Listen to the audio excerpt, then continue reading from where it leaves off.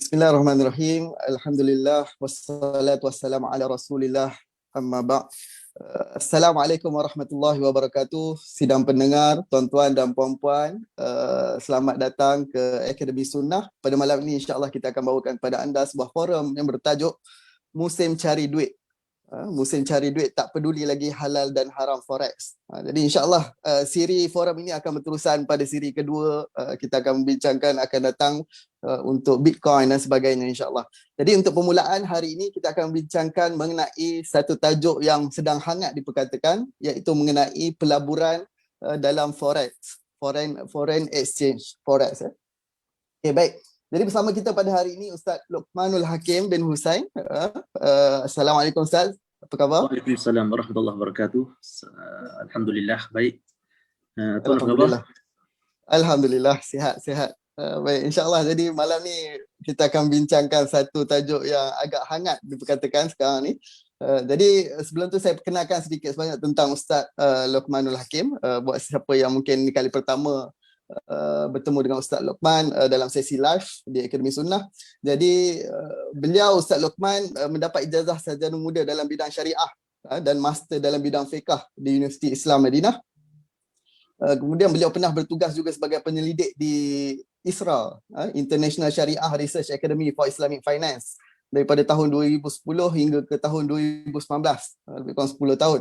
Beliau juga bekas fellow fatwa di bawah Majlis Fatwa Kebangsaan, bekas panel pemikir fatwa di bawah JAKIM, bekas karyawan tamu di Infat USIM dan bekas penasihat syariah di Deutsche Bank Malaysia. Dan sekarang beliau berkhidmat sebagai penasihat syariah di Al-Rajhi Bank dan juga FWD Takaful. Okey. Baik, jadi insyaAllah tajuk kita pada malam ini berkaitan dengan pelaburan dalam forex ataupun pertukaran mata wang. Sebelum tu mungkin soalan pertama kita boleh bawakan kepada Ustaz Luqman pada hari ini ialah forex ni adalah pertukaran antara satu mata wang dengan mata wang yang lain. Jadi secara umumnya seperti seorang pergi melancong ke luar negara, dia beli mata wang, contoh dia pergi ke Australia, Australia mungkin negara kafir, dia pergi ke Arab Saudi buat haji dan umrah, dia beli duit riyal. Jadi ada berlaku pertukaran mata wang. Jadi secara umumnya Ustaz, bagaimanakah pandangan Islam terhadap urus niaga forex ni? Bismillahirrahmanirrahim. Assalamualaikum warahmatullahi wabarakatuh. Baik, sebelum kita membincangkan dengan lebih jauh berkenaan dengan forex ni, kita kena faham secara umum apa makna forex yang kita sebut sebagai forex. Forex ni apa maksudnya? Sebagaimana yang Tuan Moderator sebut tadi, forex ialah pertukaran di antara satu mata wang dengan mata wang yang lain. Contohnya nak tukar di antara ringgit Malaysia kepada dolar, nak tukar dolar dengan USD, dolar dengan rupiah, rupiah dengan yen, yen dengan euro, euro dengan pound sterling. Jadi pertukaran di antara satu mata wang dengan mata wang yang lain dinamakan sebagai forex. Dari sudut fiqh, bila kita nak bincangkan isu berkenaan pertukaran di antara satu mata wang dengan mata wang yang lain, dari sudut fiqh dia dikategorikan sebagai bai' as-sarf. Bai' as-sarf. Bai' as-sarf ni ialah pertukaran di antara satu mata wang dengan mata wang yang lain. Contohnya pertukaran di antara emas dengan emas.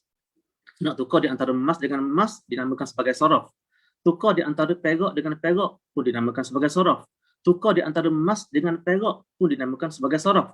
Tukar di antara emas dengan wang ringgit. Kita pergi kedai emas, kita beli emas dan kita bayar dengan wang ringgit, wang tunai pun dinamakan sebagai saraf.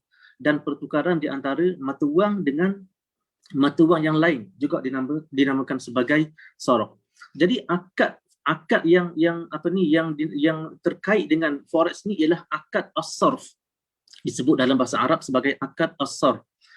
Bila kita membincangkan berkenaan dengan akad as-sarf ataupun forex ni, dia ada syarat-syarat yang kita kena ikut ataupun yang kita kena follow sebelum akad tersebut dianggap sebagai sah. Dan syarat-syarat akad sarf ini disebut dalam hadis Nabi SAW yang banyak. Yang masyhur di antaranya hadis az-zahabu bil-zahab wal-fiddah bil-fiddah wal-bur bil-bur wasya'ir bil-sya'ir wat-tamar bil-tamar wal-milh bil-milh mislan bi-mislin sawa'an bi-sawa'in yadan bi-yadin. فَإِذَا اخْتَلَفَتْ هَذِهِ الْأَصْنَافُ فَبِيعُوا كَيْفَ شِئْتُمْ إِذَا كَانَ يَدًا بِيَدٍ. Kata Nabi SAW, pertukaran di antara emas dengan emas, nak tukar di antara emas dengan emas, nak tukar di antara perak dengan perak, nak tukar di antara gandum dengan gandum, di antara bali dengan bali, di antara tamar dengan tamar, di antara garam dengan garam. Dia mesti ada dua syarat. Yang pertama, mestilah sama kadarnya. Mislan bimislin, sawa'an bisaw. Kadarnya sama. Emas 1 gram ditukar dengan emas 1 gram. Emas 100 gram ditukar dengan emas 100 gram. Kalau berlaku lebihan, maka dianggap sebagai riba. Kalau pertukaran berlaku di antara item yang berlainan. Contohnya nak tukar di antara emas dengan perak, ataupun nak tukar di antara emas dengan mata wang. Kita beli emas, bayar dengan mata wang. Ataupun pertukaran di antara mata wang dengan mata wang. Dolar nak tukar dengan ringgit, dolar nak tukar dengan yen, dolar nak tukar dengan rupiah, rupiah nak tukar dengan macam-macam currency yang lain. Maka syaratnya mestilah berlaku at-taqabud. Mesti berlaku penyerahan. Dua mata wang itu mesti berlaku secara serentak ataupun secara lani ataupun secara segera ataupun berlaku secara on the spot. Maknanya contohnya saya ada ringgit Malaysia, ada duit ringgit 400 ringgit nak tukar dengan USD. Rate mungkin USD against ringgit contohnya 4.0. Maknanya saya nak beli 100 dolar bayar dengan 400 ringgit Malaysia. Bila nak berlaku akad sorof, akad forex ataupun akad pertukaran mata wang, saya mesti serahkan 400 pada majlis yang sama saya mendapat 100 euro. Maknanya berlaku penyerahan itu berlaku on the spot, berlaku dalam masa yang sama sebelum berpisah daripada majlis. Jadi daripada hadis yang saya sebutkan tadi, maka ulama meletakkan syarat sorof ataupun syarat kepada akad forex ni, forex apa-apa tujuan pun, tujuan untuk trading ke, tujuan untuk investment ke, tujuan untuk hedging ke, tujuan untuk apa-apa tujuan. Apabila dia tu satu akad forex ataupun pertukaran mata wang dengan mata wang yang lain, dia mesti berlaku on the spot. Selain daripada syarat-syarat umum, syarat jual beli, mesti ada orang yang berakad, mesti berlaku item yang ditukar, mesti adanya sirah dan seumpamanya. Ada syarat tambahan iaitu mesti berlaku at-taqabud ataupun penyerahan dua item itu mesti berlaku on the spot ataupun dalam satu majlis yang sama. Jadi perkara ini bukan setakat disebut dalam hadis-hadis Nabi sallallahu alaihi wasallam yang sahih, dinukilkan ijma'. Imam Nawawi menukilkan ijma', Imam As-Subki di kalangan Syafi'iyah menukilkan ijma' bahawa forex ini ataupun pertukaran mata wang dengan mata wang, pertukaran di antara emas dengan emas, pertukaran di antara mata wang dengan emas, pertukaran di antara wang dengan wang, dia mesti berlaku secara on the spot, barulah dia dianggap sebagai akad yang sah. Itu secara ringkas forex daripada perspektif syariah. Okey, baik, jazakumullah khair. Terima kasih Ustaz atas jawapan yang ringkas. Sebagai pendahuluan kita untuk mengetahui apakah latar belakang perbincangan kita pada hari ini berkenaan dengan forex. Mungkin ramai di antara kita yang keliru. Kadang-kadang orang kata, oh, kita buat jual beli. Jual beli apa masalahnya? Ada untung, ada rugi sebagainya. Tapi orang mungkin tak faham. Di sana ada jual beli komoditi tak sama dengan jual beli mata wang. Foreign exchange dengan trading. Okay, baik. Jadi insyaAllah kita pergi ke soalan seterusnya. Baik, jadi kita fokuskan kepada online forex lah, yang ramai mungkin sahabat-sahabat kita yang terlibat dalam pelaburan investment secara online untuk melalui platform-platform elektronik yang digunakan untuk jual beli mata wang. Bolehkah Ustaz jelaskan secara ringkas macam mana urus niaga forex ni dijalankan? Sebab ada orang kata, oh, Ustaz ni keluar hukum, dia tak tahu pun macam mana forex tu dijalankan. Jadi mungkin Ustaz boleh cerita sedikitlah tentang online forex trading. Silakan. Baik, betul ya apa yang Tuan Moderator sebut. Bila kita bincang berkenaan dengan hukum syarak berkait dengan forex, sudah pasti kita kena faham macam mana forex itu dijalankan. Sebab itulah adanya kaedah fiqh yang menyebut al-hukmu ala syai' far'un an tasawwurihi. Maknanya kita nak meletakkan satu hukum atas sesuatu adalah perbincangan sub ataupun subtopik ataupun cabang kepada kita memahami surah masalah, memahami tasawur masalah, memahami bagaimana persoalan yang kita nak letakkan hukum itu berlaku sebenarnya. Jadi al-hukmu ala syai' far'un an tasawwurihi. Jadi sebelum kita bincang lebih jauh berkenaan dengan forex online, saya nak sebut secara ringkas bagaimana satu-satu forex trading dijalankan. Bagaimana seseorang trader, dia mendapat untung ataupun mendapat rugi, bagaimana dia melakukan transaksi forex. Yang pertama sekali tuan-tuan, sidang pendengar sekalian dan penonton, trading forex ini kita kena register platform-platform ataupun broker-broker yang ada dalam pasaran internet. Ikutlah macam-macam platform-platform yang ditawarkan di internet ni macam-macam. Kita register satu platform forex, mana-mana platform lah, platform ABC sebagai contoh. Kemudian kita akan mendepositkan sejumlah wang, modal kita, dan deposit itu berlaku dalam USD. Contohnya saya deposit sebanyak 100 USD dalam platform forex yang saya daftar, platform ABC. Saya kena daftar dan saya kena deposit contohnya 100 USD dalam platform tersebut. Kemudian bila kita dah daftar dan kita dah deposit sejumlah wang dalam bentuk USD dalam platform kita akan ditawarkan dengan instrumen-instrumen yang boleh kita beli ataupun yang boleh kita jual melalui long position ataupun short position. Dia ada pasangan-pasangan currency. Contohnya dia ada pasangan euro against USD, maknanya kita nak beli euro dengan menjual USD. Dia ada pasangan euro USD, euro against pound sterling, euro against yen, pound sterling against USD. Dia ada pair currency dia, currency pair dia, maknanya pasangan-pasangan currency yang menjadi mahal ataupun tempat yang kita akan trading. Jadi pasangan-pasangan currency yang ada dalam platform forex ni, dia akan dikodekan dalam bentuk, contohnya saya ambil contoh, euro against USD harganya ialah 1.5000. Itu nama instrumen dia, euro against USD harganya ialah 1.50. Maknanya apa? Maknanya instrumen itu saya nak beli euro, base currency dia ataupun base currency yang disebut di depan tu, euro tu dinamakan sebagai base currency. Mana saya nak beli euro against USD tu ialah code currency. Maknanya saya nak bayar dengan USD. Harganya ialah 1.50. Dia code macam tu dalam platform. Jadi bila saya membeli instrumen, saya ambil long position. Saya nak beli euro against USD harganya 1.50. Maknanya apa? Maknanya saya akan dapat 1 euro dan saya kena bayar kepada broker 1.5 harganya. Kalau saya ambil posisi sell, saya nak jual instrumen euro against USD harganya 1.50 sebagai contoh, maknanya saya nak jual 1 euro dan saya akan mendapat 1.5 USD. Jadi itu instrumen-instrumen yang ditawarkan dalam forex online ataupun forex platform yang kita daftarkan. Kita boleh pilih lah, dia ada mungkin berbelas-belas currency pair yang ditawarkan dalam satu-satu platform internet. Okey, bila kita dah tahu dah platform ataupun yang kita masuk dan kita dah tahu dah instrumen ataupun currency yang kita boleh pilih untuk trading, macam mana trading forex berlaku? Trading forex akan berlaku melalui dua transaksi yang tak dapat dipisahkan di antara satu sama lain. Yang pertama, dia mesti ada open position.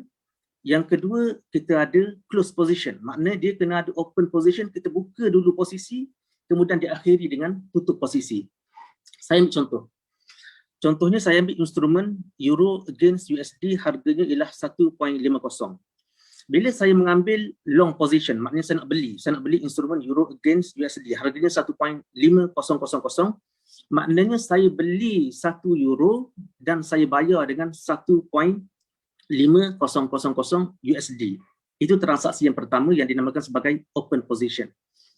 Jadi bila saya beli instrumen euro against USD harga sekian-sekian, dah berlaku transaksi, saya dah tekan butang buy dan saya telah tekan butang confirm, duit euro tu dia tak dikreditkan dalam akaun saya. Dia tak dikreditkan. Duit euro tu dia akan floating. Harga euro against USD itu akan floating. Mungkin naik, mungkin jatuh, mungkin stabil, mungkin naik turun dan seumpamanya, sehinggalah akhir sekali saya close position, saya tutup posisi. Dengan makna apa? Tutup posisi dengan makna saya jual balik. Kalau yang tadi saya beli euro against USD, mana saya beli euro, saya bayar USD, saya kena close position dengan makna saya jual balik euro, 1 euro tersebut. 1 euro yang diberi kepada saya jual balik dan saya akan diberikan balik USD yang saya jual tadi. Maknanya dia ada open position dan ada close position.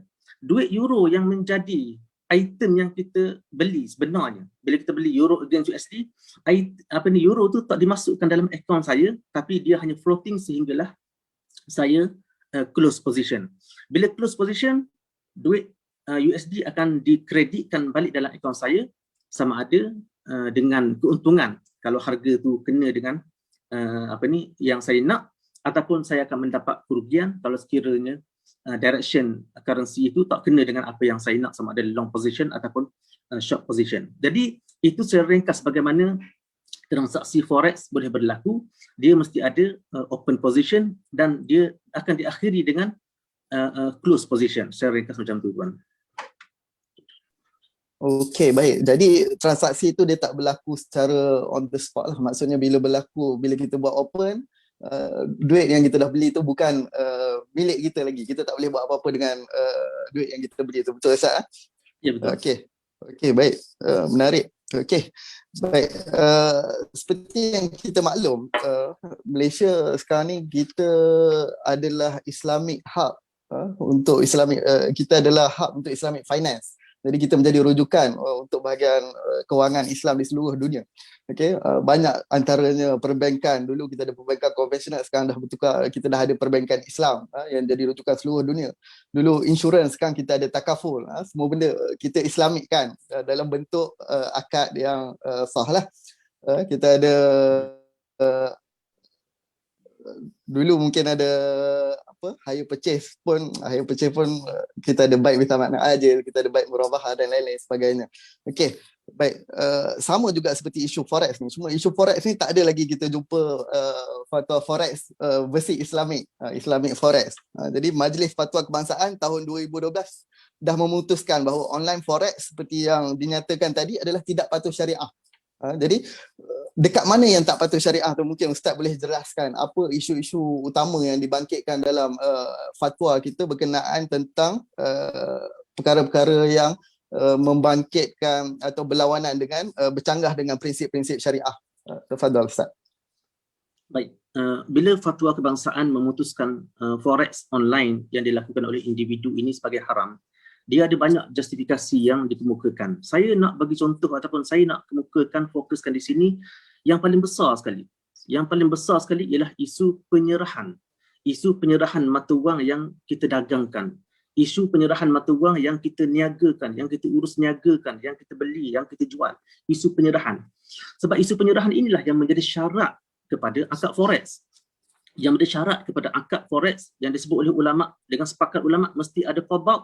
Bukan setakat ada qabad, bukan setakat ada penyerahan, tapi penyerahan itu mesti berlaku secara on the spot, secara segera, syarat yang lebih ketat daripada jual beli yang biasa. Yang ini disepakati oleh majma'-majma' fiqh, fatwa-fatwa dunia, fatwa Malaysia pun, IUFI dan seumpamanya, semuanya meletakkan syarat dalam akad forex, pertukaran mata wang, mesti berlaku qabad dan mesti berlaku taqabud, yakni berlaku penyerahan dua item ataupun dua mata wang dalam waktu yang sama ataupun dalam satu majlis yang sama. Saya nak rumuskan ataupun fokuskan isu penyerahan ini kepada 3 senario yang mungkin kita akan nampak jelas bagaimana tak berlakunya penyerahan dalam forex online. Yang pertama sekali, sidang penonton sekalian, dalam konteks bila kita open position. Kita faham dah tadi, bila kita nak trading forex, kita bermula dengan open position. Open position ni macam saya sebutkan tadi, kalau kita ambil instrumen euro against USD dengan harga 1.50, kita kena seolah-olah kita beli euro dan kita jual USD dengan bayar 1.50. Itu open position. Kemudian instrumen tersebut akan floating. Baik, bila berlakunya pembelian, saya beli euro against USD 1.50.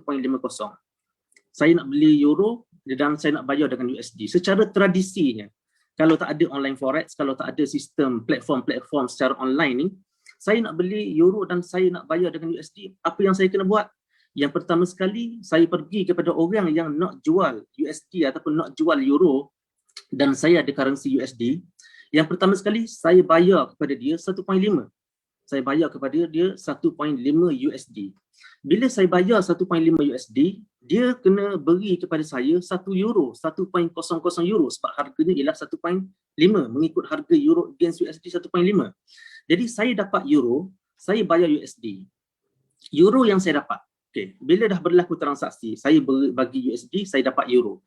Duit euro yang saya dapat mestilah diserahkan kepada saya dengan sebenarnya. Maksud diserahkan ni maknanya menjadi pemilikan saya. Euro tu mesti masuk dalam pemilikan saya secara serentak ketika mana berlaku akad.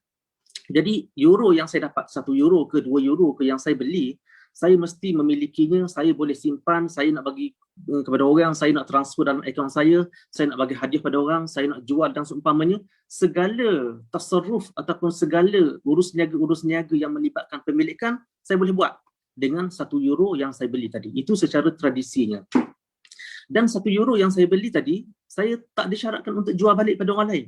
Bila saya beli euro, saya bayar dengan USD, 1 euro yang saya dapat tadi, tak disyaratkan saya kena jual balik kepada penjual tadi ataupun jual balik pada orang lain. Tak disyaratkan. Saya mesti ada kebebasan yang sepenuhnya terhadap 1 euro. Itu akad forex yang sebenarnya kalau kita mengikut kepada tradisi yang betul. Macam mana berlaku dalam online forex? Macam mana berlaku isu penyerahan dalam online forex? Dalam online forex ni, bila saya open position, saya ambil instrumen euro against USD dengan harga 1.5. Saya open position maknanya seolah-olah, saya tak kata saya dapat 1 euro. Seolah-olah saya dapat 1 euro. Saya dapat 1 euro dan saya bagi 1.5 dolar kepada broker. Ini contoh mudahlah. Mana saya tak meletakkan lot yang besar. Saya meletak contoh 1 euro against 1.5 USD. Saya seolah-olah dapat 1 euro daripada broker dan saya seolah-olah membayar 1.5 USD kepada broker. Bila saya dah bayar, euro yang saya dapat, yang seolah-olah saya dapat tu, euro tak diserahkan kepada saya, tak dimasukkan dalam akaun saya, tak dikreditkan dalam akaun saya. Saya tak boleh buat pengeluaran, saya tak boleh guna untuk pembelian, saya tak boleh guna untuk bagi kepada orang, saya tak boleh apa-apa tasarruf pemilikan, saya tak dapat buat apa-apa pun terhadap 1 euro. Ataupun ikutlah 10 euro ke 100 euro, 1000 euro yang saya beli. Segala pemilikan, segala kesan-kesan pemilikan terhadap 1 euro, saya tak dapat apa-apa pun. Kecuali saya mendapat profit ataupun daripada kenaikan harga. Itu sahaja. Jadi, yang sebenarnya, bila saya dapat 1 euro, benda itu tak dimasukkan dalam akaun saya, tak menjadi pemilikan saya. Maka di sinilah berlakunya isu tidak diserahkan, tak diserahkan 1 euro ke dalam ke dalam akaun saya, tak diserahkan 1 euro yang saya beli kepada pemilikan saya yang sebenar. Sehingga bila? Sehinggalah saya close balik position yang disyaratkan. Mesti ada close position. Bila saya close balik position, barulah euro tersebut dijual balik dan saya dapat balik USD tadi dengan harga yang berubah sama ada untung ataupun rugi. Jadi isu bila open position, apa dia isunya? Isunya ialah tidak ada penyerahan mata wang yang kita beli ketika mana berlakunya open position. Itu yang pertama. Isu kedua penyerahan ialah bila berlaku close position. Tadi kita dah sebut dah macam mana berlaku open position, euro against USD, macam mana berlaku open position. Tak ada penyerahan yang sebenar duit euro yang kita beli sebagai contoh. Bila saya close position. Okey, bila saya close position, tadi saya beli euro against USD dengan harga 1.50. Contohnya harga dah naik dengan 100 pips, saya dapat harga sekarang 1.5100. Dia naik 100 pips yang agak tinggi dalam masa satu hari. Baik, bila saya dah rasa nak jual, dia floating harga euro against USD ni floating sehinggalah saya rasa puas hati, saya nak jual. Saya jual euro, bila saya nak close position, euro yang belum saya milik tu, yang belum dimasukkan dalam akaun saya, yang belum saya pegang liability-nya, yang belum saya daman terhadap pemilikannya, yang tak ada apa-apa kesan pemilikan, euro tersebut saya dah jual dah kepada broker balik, jual balik. Dan saya dapat apa? Saya dapat balik USD saya. Jadi saya bayar USD dan saya dapat balik USD. Saya bukan dapat euro, saya dapat USD. Maknanya saya beli euro, sebelum euro tu masuk dalam pemilikan saya, sebelum saya proses, sebelum saya qabak, saya dah jual balik. Maka ini termasuk dalam isu yang disebut oleh Nabi SAW, hukum kita menjual sesuatu yang dibeli sebelum kita qabak, sebelum kita mengambil possession ataupun sebelum kita dhaman benda tersebut. Yang disebut dalam hadis Nabi SAW, man ibta'a syai'an fala yabi'hu hatta yastawfiyah. Nabi SAW bersabda, barang siapa yang membeli sesuatu, dibeli satu barang, ikutlah makanan ke, barang ke, duit ke, apa-apa sahaja. Barang siapa membeli sesuatu, tidak harus dia menjual, tak boleh haram dia jual. kecuali selepas dia qabak benda tu. Mesti dia menyempurnakan qabak. Tak boleh beli atas angin dia pun jual tu kepada orang lain tanpa dia qabak. Dia mesti melalui pemilikan dulu. Mana apa yang kita beli mesti masuk dahulu dalam pemilikan kita. Kita dapat qabak, kita dapat doman, dapat keuntungan daripadanya, dapat kerugian daripadanya, dan kita tanggung liability terhadap barang yang kita beli, barulah kita sah untuk dijual pada pihak yang lain. Dalam konteks close position ini berlaku isu kita menjual balik euro tadi, konteks euro against USD tadi, kita jual balik euro sebelum kita qabak, sebelum masuk dalam pemilikan kita dengan cara yang sebenar. Jadi yang keduanya berlaku isu penyerahan ketika mana close position kita menjual sesuatu yang sebelum kita qabat ataupun sebelum kita pegang, sebelum diserahkan kepada kita. Yang ketiga, senario ketiga berlaku isu penyerahan bila mana kita trading, orang forex biasa tahu, kita trading menggunakan cross currency pair, pasangan currency yang disebut sebagai cross currency. Kita ni bila trading forex, bila kita deposit dalam platform forex ni, kita deposit dalam bentuk USD, 100 USD, ikutlah 1000 USD. Tapi currency yang ditawarkan untuk kita ni, dia ada currency yang dinamakan sebagai direct currency dan ada yang dinamakan sebagai cross currency. Direct currency ni currency yang ada kaitan dengan USD. Contohnya euro against USD, USD against yen. Mana currency-currency yang ada USD, sama ada base currency ataupun pool currency, yang ada USD dinamakan sebagai base currency. Yang kedua, currency yang dinamakan sebagai cross currency yang tak ada sebutan USD. Contohnya apa? Contohnya instrumen pound sterling against yen. Bahkan dalam instrumen-instrumen yang ada dalam platform forex ini, cross currency pair lebih banyak daripada direct currency. Maknanya pair-pair yang tak melibatkan USD ni lebih banyak daripada pair-pair currency yang melibatkan USD. Contohnya pound sterling against yen. Ada satu instrumen dalam platform forex pound sterling against yen. Harganya saya bagi contoh 150.00. Baik, bila saya nak beli, saya deposit dengan broker dalam bentuk USD. Contohnya saya deposit 150 USD ataupun 100 USD. Saya deposit dengan platform. Macam mana saya nak beli pair currency yang melibatkan cross currency, yang melibatkan contohnya pound sterling against yen? Saya tak ada yen. Bila saya nak beli pound sterling against yen, maknanya apa? Maknanya saya nak dapatkan pound sterling dan saya nak bayar dengan yen. Pound sterling against yen, harga 150.00, maknanya saya nak beli pound sterling dan saya nak bayar dengan yen. Macam mana dia berlaku? Okey, secara tradisinya, kalau tak ada online forex ni, tapi saya ada duit dolar. Kemudian ada seorang dia nak jual pound sterling. Dia kata dia nak jual pound sterling tapi dia nak jual dengan yen. Dia tak nak jual dengan dolar, tak nak jual dengan ringgit, tak nak jual dengan yen, dia tak nak jual dengan currency lain, dia nak jual pound sterling against yen, harga sekian-sekian. Saya nak trade dengan dia, saya nak beli pound sterling tersebut, saya nak beli pound sterling tapi mesti against yen. Apa yang saya kena buat? Kalau mengikut tradisi yang sebenar, kena berlaku dua akad sorof, kena berlaku dua akad forex. Yang pertama, euro tadi ataupun USD yang saya ada, saya kena tukar dahulu kepada yen. Saya tukar USD kepada yen. Bila saya dah dapat yen, saya tukar balik yen itu kepada pound sterling. Barulah saya beli pound sterling daripada lelaki tadi. Maknanya berlaku dua akad sorof. Yang pertama, USD tukar kepada yen, kemudian yen tukar kepada pound sterling. Itu secara tradisinya. Dan dua-dua akad sorof ini tak boleh berkait binding di antara satu sama lain. Dia mesti akad yang berasingan. Euro USD tukar kepada yen, satu akad sorof yang mesti cukup syaratnya. Kemudian bila saya dah dapat yen, yen tukar kepada pound sterling, satu akad sorof yang mesti cukup syarat-syaratnya. Dia kena berlaku macam tu. Baik, sekarang ni apa yang berlaku dalam forex online ni? Bila saya nak beli cross currency pair, saya nak beli instrumen contohnya pound sterling against yen, harga 150.00. Baik. Bila saya nak beli instrumen ni, dia ada open position dan close position. Baik, apa yang berlaku bila saya open position? Saya ada USD dalam platform saya deposit USD sahaja. Saya ada 150 USD contohnya. Dan saya nak beli instrumen pound sterling against yen. Apa yang berlaku?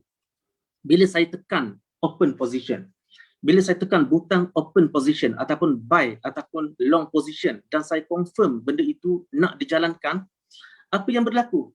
Yang berlaku ialah dalam satu transaksi, dalam satu butang, dalam satu arahan, USD akan ditukarkan kepada yen, kemudian yen akan ditukarkan kepada pound sterling dalam satu akad ataupun dalam satu transaksi, dalam satu arahan. Maknanya tekan satu butang, open position, apa yang berlaku? Berlaku dua akad sorof dalam masa yang sama, dalam masa yang serentak. Yang pertama USD tukar kepada yen, yang kedua yen tukar kepada pound sterling. Kemudian instrumen itu akan naik turun, naik turun, naik turun. Kalau naik mungkin saya untung, kalau turun saya akan rugi dan seumpamanya. Kemudian akhirnya saya nak close position, nak tutup. Bila nak tutup, apa yang berlaku? Bila nak tutup, saya seolah-olah ada pound sterling. Bila nak tutup, pound sterling itu akan ditukar kepada yen, yen akan ditukar balik kepada USD. Itu yang berlaku bila seseorang trader dalam platform forex online trade satu currency yang melibatkan cross currency, dan ini banyak. Maknanya akan berlaku apa? Akan berlaku 4 akad sorof. Bayangkan tuan-tuan sekalian, kita trading satu currency nampak mudah je. Kita ada dolar, trading pound sterling against yen, tapi yang berlaku sebenarnya ialah 4 akad sorof. USD tukar kepada yen, yen tukar kepada pound sterling, kemudian harga tu floating, kemudian pound sterling tukar kepada yen, yen tukar kepada USD. Berlaku 2 akad sorof dalam satu open position dan berlaku 2 akad sorof dalam satu close position. Dan open position dikaitkan dengan close position mesti berlaku, di antara satu sama lain mesti berlaku. Jadi timbul masalah yang besar, ikatan di antara akad-akad sorof. Maknanya seolah-olah berlaku 4 akad sorof dalam 2 transaksi, iaitu open position dan close position. Ini sangat-sangat bermasalah sebab kita tak tahu dekat mana berlakunya qabak yang sebenarnya.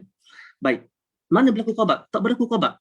Bila saya beli pound sterling against yen, maknanya USD ditukar kepada yen.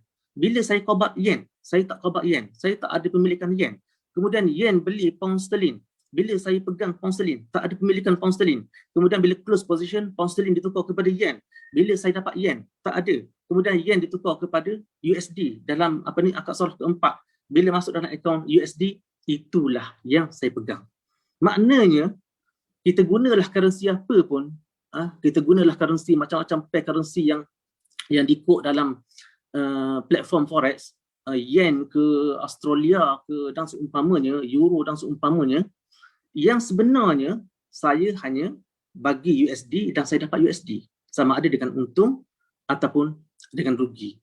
Jadi dalam transaksi forex ni, isu yang besar sekali ialah tidak ada penyerahan currency yang dipilih, yang sebagaimana yang saya sebutkan tadi dalam 3 senario. Open position pun tak ada, dalam close position pun berlaku masalah penjualan mata wang sebelum kita qabak. Yang ketiga, dalam cross currency lagilah bercambah masalah-masalah, tidak ada qabak dalam keempat-empat akad sorof yang dijalankan. Dan inilah masalah utama yang berlaku dalam forex online, yang berlaku dalam semua forex online macam inilah yang dijalankan.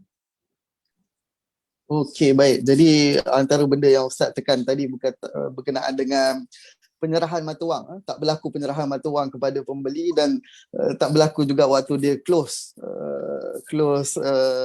transaction tu. Jadi seolah-olah dia seorang beli roti dekat kedai tapi dia tak dapat apa-apa, dan dia dapat balik duit tu selepas dia close. Ya, betul. Okay, Tepat tak? Jadi dua perkara yang Ustaz tekan tadi. Satu, tak berlaku penyerahan lah. Jadi kita seolah-olah bermain dengan satu virtual currency yang kita tak dapat apa-apa pun daripada benda tu, dan lepas tu kita dapat balik mata wang asal yang kita laburkan. Okay, yang kedua adalah isu cross currency. Mungkin yang ketiga yang biasa kita dengar dalam forex ni adalah masalah leverage. Dalam online forex ni, antara benda yang selalu disebutkan adalah berkenaan dengan leverage. Iaitu seorang dia ada mungkin $10 saja, tapi dia nak invest $100. Dia boleh buat macam tu dalam online forex. Jadi kata mereka dalam leverage ni tak ada riba, tak ada interest. Maksudnya kita pinjam, contoh tadi kita ada $10, kita nak invest $100. Kita pinjam $90 tu daripada broker, dan broker akan ambil balik $90 tu tanpa ada tambahan interest. Jadi mereka kata mana ada riba dalam urusan jual beli forex ni, dalam khususnya dalam leverage ni. Jadi mungkin Ustaz boleh cerita sikit dekat mana masalahnya leverage ni dalam forex. Baik, terima kasih Tuan Moderator. Leverage ni apa? Leverage ni sebagaimana yang Tuan Moderator sebut tadi, leverage ni ialah satu fasiliti yang diberikan oleh broker ataupun platform kepada trader supaya trader dapat trade dengan satu nilai yang lebih tinggi daripada modal asal dia. Kalau modal asal dia $100, kita boleh trade $10,000. Kalau modal kita $1,000, kita boleh trade $100,000. Itu maksud leverage. Dan leverage ni, para penonton sekalian, leverage ini satu benda yang sangat-sangat penting dalam forex online. Kalau tak ada leverage, tak akan ada trader yang akan daftar dengan platform. Dan tak akan ada platform yang dapat untung kalau tak ada leverage. Leverage ni saya boleh anggap sebagai umpan lah, umpan. Platform ataupun broker, dia mengumpankan trader dengan leverage, seolah-olah dia dapat trade dengan harga yang tinggi. Kalau trader tu pandai, mungkin dia dapat untung, tapi kalau trader tu tak pandai, mungkin dia akan rugi. Jadi leverage ni tuan-tuan sekalian, dia ialah gandaan. Kalau contohnya saya ada $100, saya deposit $100 dengan platform forex. Kalau platform forex memberikan kepada saya leverage 100 nisbah 1, maknanya $100 itu saya boleh trading sebanyak $10,000. Kalau saya ada $150, saya boleh trading sebanyak $50,000 ataupun USD. Baik, saya nak tunjuk perbezaan di antara forex dengan leverage dengan forex yang tak ada leverage. Baik. Yang pertama tuan-tuan sekalian, kalau saya ada $150 sebagai contoh, saya ada $150, saya nak trade satu currency ataupun satu instrumen euro against USD. Kalau tak ada leverage, saya bagi contoh, kalau tak ada leverage, apa yang berlaku? Saya nak beli euro against USD, harganya ialah 1.5000. Itu harga contoh yang saya bagi. Maknanya, saya ada $150. $150 saya bayar kepada broker $150 dan saya akan dapat 100 euro. Sebab harganya 1.5000. 100 USD, 100 euro dapat 150 ataupun saya bayar 150 USD. Baik, bila saya dah bayar 150 USD dan saya dapat 100 euro dengan 150 USD tersebut, katakan harga euro against dolar tadi naik 100 pips daripada 1.500 menjadi 1.5100. Dia naik 100 pips. Kenaikan 100 pips tuan-tuan sekalian, dia akan memberi keuntungan kepada saya sebanyak 1 USD. 1 USD.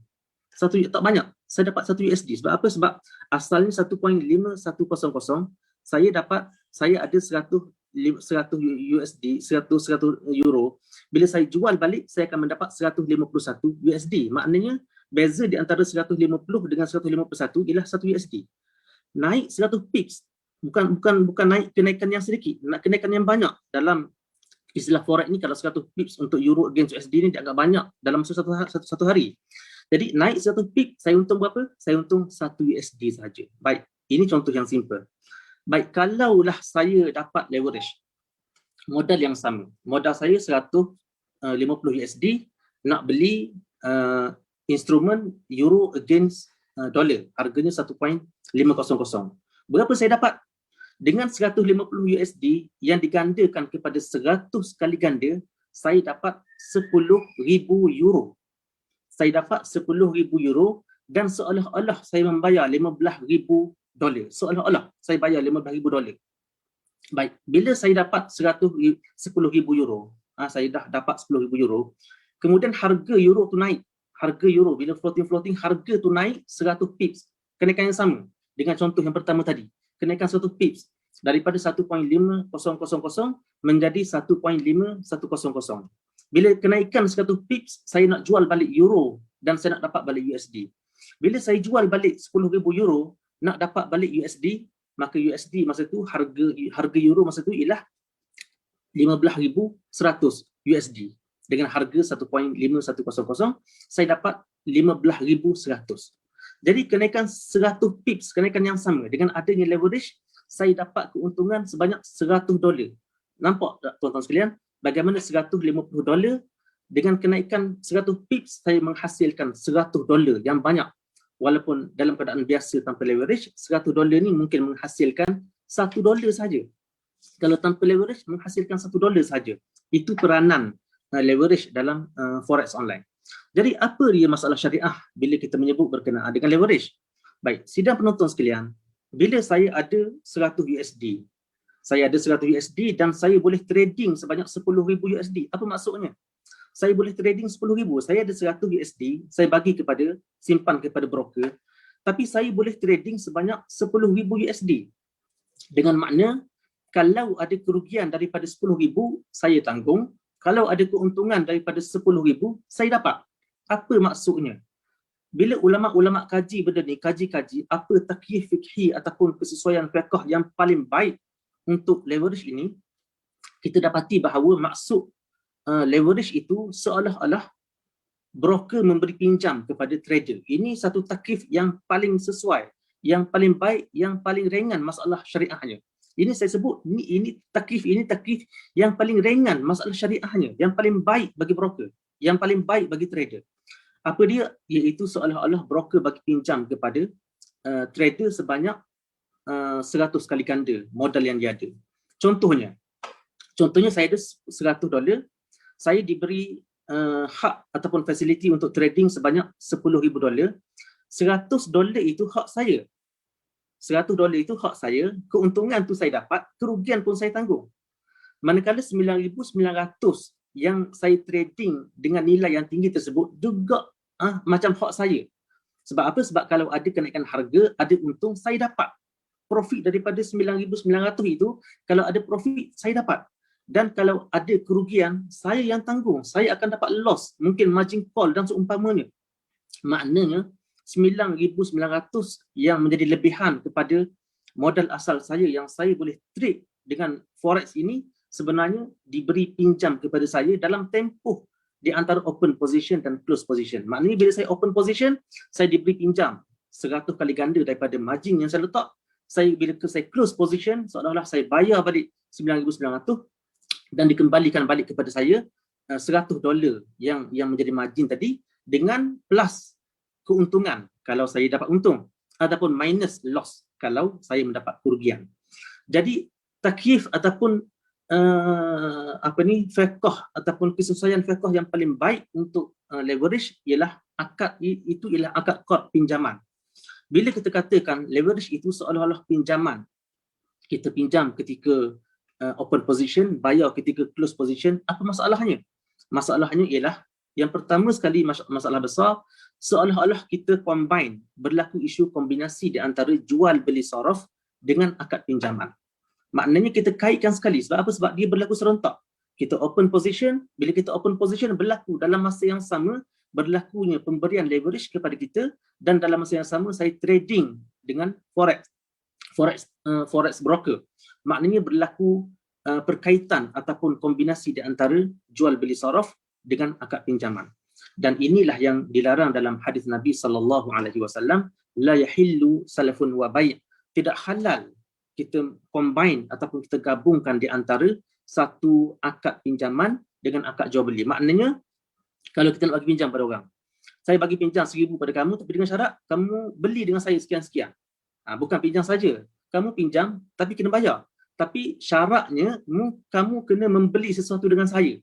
Jadi akad tersebut akad yang tidak sah, yang diharamkan oleh syarak, ialah yahillu salafun wa bai', tidak halal kita combine di antara jual beli dengan akad saraf. Dalam forex online pun sama. Dia memberi kepada kita leverage dalam button yang sama, kita mesti akad forex dengan broker tersebut. Maka ini menyebabkan berlakunya kombinasi di antara akad saraf dengan pinjaman yang boleh membawa kepada yang diharamkan oleh syarak. Kalau kita menyebut berkenaan dengan cross currency pair, lagi berat. Sebab apa? Sebab cross currency, bila kita open position, seolah-olah berlaku dua transaksi, iaitu transaksi euro kepada quote currency ditukar kepada base currency. Macam yang saya sebutkan tadi, euro ditukar kepada yen, yen ditukar kepada pound sterling. Dua akad saraf yang dikaitkan sekali dengan akad pinjaman dalam leverage, yang ini lagi besar masalahnya. Jadi masalah syariah dalam isu leverage ialah masalah berlakunya salafun wa bai' yang diharamkan oleh syarak. Itu secara ringkas isu syariah berkaitan dengan leverage. Oh, baik. Jadi masalah gabungan beberapa akad dalam satu transaksi itu, Ustaz. Tapi macam mana kalau orang kata dalam jual beli harian kita pun kadang-kadang ada berlaku 2 transaksi dalam satu transaksi. Contoh, kita bagi orang pinjam dengan syarat dia kena buat sekian. Orang nak minta tolong dekat kita kan, orang datang nak minta tolong ni boleh, tapi dengan syarat kena buat sekian. Maksudnya benda macam tu tak boleh lah dalam Islam, Ustaz ya. Akad yang yang sensitif ialah akad, bila akad tu akad pinjam, akad qard, pinjam. Bila akad pinjaman ada kaedah mengatakan kullu qardin jarra naf'an fa huwa riba. Akad pinjaman yang kita bagi pinjam pada orang tapi kita syaratkan satu manfaat untuk pemberi pinjam. Ikutlah manfaat tu, manfaat kena berkhidmat dengan kita ke, kena bagi lebih ke dan seumpamanya. Itu termasuk dalam kullu qardin jarra naf'an fa huwa riba. Dalam isu baik wasalah pun sama, dia ada unsur manfaat. Sebab apa? Sebab bila kita bagi pinjam dalam baik wasalah, bila isu baik wasalah, kita bagi pinjam pada seseorang, tapi kita syaratkan orang tu membeli dengan kita, maknanya kat situ dia ada manfaat bagi pemberi pinjam. Dari sudut mana? Ulama menyebut dari sudut al-muhabah. Al-muhabah tu maknanya seseorang yang meminjam tu dia berserah dengan harga, maknanya dia boleh berserah dengan apa harga dia. Kalau harga tinggi pun dia sanggup. Sebab apa? Sebab adanya pinjaman. Jadi isu muhabah ini menyebabkan adanya manfaat kepada pemberi pinjam. Sebab itulah adanya kaedah yang disepakati oleh ulama, kullu qardin jarra naf'an fa huwa riba, dan di antara kaedah inilah keluarnya kaedah al-bai' was-salah dan seumpamanya. Kalau tak ada kaitan tak ada masalah. Kita pinjam dengan orang, tiba-tiba orang bayar dan orang bagi lebih, itu tak ada masalah, yang tak disyaratkan. Tapi yang disyaratkan itu yang bermasalah. Dalam konteks forex online bukan setakat disyaratkan. Satu button tekan buy, open position, confirm. Satu button dah berlaku 2 akad. Akad pinjaman melalui leverage dan juga akad sorof yang memberi manfaat kepada trader. Yang itulah yang menyebabkan berlakunya masalah dalam isu leverage. Okey, baik. Jadi 3 perkara dah Ustaz sentuh daripada tadi. Yang pertama berkaitan dengan penyerahan, qarbat. Yang kedua berkaitan dengan cross currency, dan yang ketiga berkaitan dengan leverage. Mungkin satu lagi unsur penting yang kita nak sentuh dalam bab forex, sebab biasa bila orang sebut forex ni kenapa haram, sebab dia ada riba, yang kedua ada judi. Jadi dekat mana, celah mana, orang kata celah mana ada judi tu, sedangkan ia adalah jual beli, transaksi yang berlaku pembelian dan ada jualan mengikut harga yang sebenar di pasaran. Jadi dekat mana isu perjudian yang berlaku dalam forex ni? Mohon pencerahan daripada Ustaz. Baik tuan moderator dan tuan-tuan penonton sekalian, judi ini ialah kita buat satu transaksi ataupun satu tindakan yang kita nak dapat untung yang tak certain, untuk keuntungan yang tak pasti, mungkin dapat mungkin tak dapat. Nak dapat untung itu kita menanggung risiko, maknanya kita mendedahkan diri kita kepada risiko yang melampau, dan ia berlaku dengan cara yang batil. Bila ada 3 benda itu, nak dapat untung yang tak certain, yang tak pasti, kemudian kita bagi risiko, yang ketiga dengan cara yang batil, maka itu dinamakan sebagai judi. Dalam forex online ni, saya taklah kata dia itu benar-benar sebagai satu perjudian, tapi dia ni macam perjudian, spekulasi yang seolah-olah seperti perjudian. Sebab apa? Sebab adanya unsur leverage yang kita sebutkan tadi. Sebab yang seperti mana yang saya sebutkan tadi, kalau forex yang tak ada leverage, saya ada 150 USD, saya beli 100 euro, kemudian naik 150 pips, saya untung 1.5 USD, maknanya 3 amah saja, saya untung 1.5 USD. Kenaikan 100 pips, saya untung 1.5 USD. Make sense lah, mana dengan kenaikan 100 pips. Dan kalau harga turun, saya akan kerugian 1.5 USD. Kalau harga saya beli dengan 150 USD dapat 100 euro, kemudian harga turun sebanyak 100 pips, saya rugi sebanyak 1.5 USD. Itu kalau forex yang tak ada leverage. Cuba kita lihat kalau forex yang ada leverage. Kalau forex yang ada leverage dengan nisbah 100, nisbah 1, leverage 100 kali ganda. Dengan 150 USD, saya dapat beli 10,000 euro dan kenaikan harga 150 pips menyebabkan saya untung 150 USD.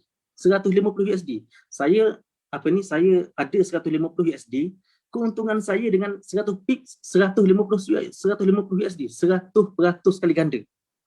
Sama juga kalau harganya turun. Kalau harganya turun dalam satu hari itu turun 100 pips, maka saya seolah-olah rugi 150 dolar USD dalam masa mungkin sehari, mungkin 2 hari. Jadi itu risiko yang paling besar, risiko yang melampau, keuntungan melampau, risiko pun melampau, dan berlaku dengan akad-akad ataupun cara yang batil, cara yang tak cukup syarat, akad sorof tak cukup syarat dan seumpamanya. Seolah-olah macam ni tuan-tuan sekalian. Seolah-olah trader ni mempertaruhkan margin. Margin dia 100 USD. Dia mempertaruhkan margin. Broker boleh mempertaruhkan leverage $10,000 USD sebagai leverage. Saya mempertaruhkan margin, broker mempertaruhkan leverage. Kalau harga naik, saya ambil long position. Kalau harga naik, saya untung. Daripada 10,000 leverage tu saya dapat untung daripada leverage yang diberikan oleh broker. Maknanya saya dapat untung. Tapi kalau harga jatuh, harga tak kena dengan yang saya nak, maka saya akan rugi, broker akan dapat margin yang saya pertaruhkan. Jadi kat situ adanya unsur seperti perjudian. Sebab apa ada unsur perjudian? Sebab adanya leverage yang memberikan kepada kita keuntungan melampau dan risiko yang melampau, dan dengan akad yang tidak sahih, dengan akad yang tak cukup syarat. Jadi dia hampir menepati maksud judi, iaitu judi ni kita nak dapat keuntungan yang tak certain, yang tak pasti, dan kita pertaruhkan satu risiko yang besar dan kita menggunakan cara yang batil. Maka dia hampir menyamai dengan perjudian yang diharamkan oleh syarak. Baik. Jadi tambah lagi satu perkara berkaitan dengan judi. Mungkin satu perkara lagi kita tak sentuh, iaitu berkaitan dengan riba. Dekat mana yang ada riba ni dalam forex ni? Okey, baik. Satu perkara lagi yang mungkin kita tak sentuh bab riba ni dalam rollover. Rollover ataupun swap. Sekarang ni ada platform-platform forex yang menawarkan Islamic account yang tak ada swap, katanya tak ada swap ataupun tak ada interest. Jadi adakah dari sudut syariah platform seperti ini patuh syariah dan boleh kita terlibat dalam forex dalam platform macam ni? Baik tuan moderator dan penonton sekalian, biasanya akaun forex biasa ni dia mesti ada satu unsur yang dinamakan sebagai swap ataupun rollover interest.